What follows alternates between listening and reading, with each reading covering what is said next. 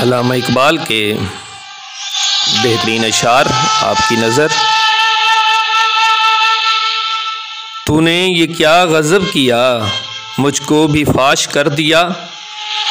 मैं ही तो एक राज था सीने कायनात में।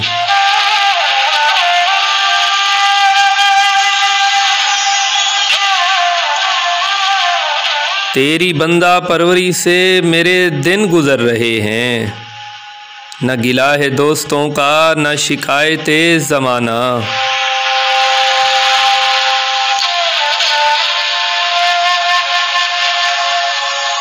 वही है साहिब अमरोज़ जिसने अपनी हिम्मत से ज़माने के समंदर से निकाला गोहरे फरदा।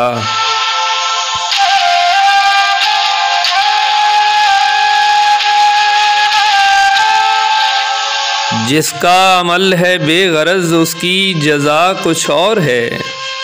हूरो ख़याम से गुज़र, बादाओ जाम से गुज़र।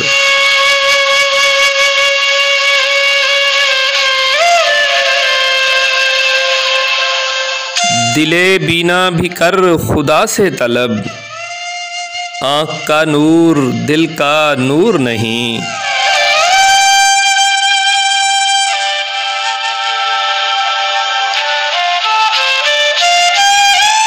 क्या गज़ब है कि इस ज़माने में एक भी साहिबे सरूर नहीं।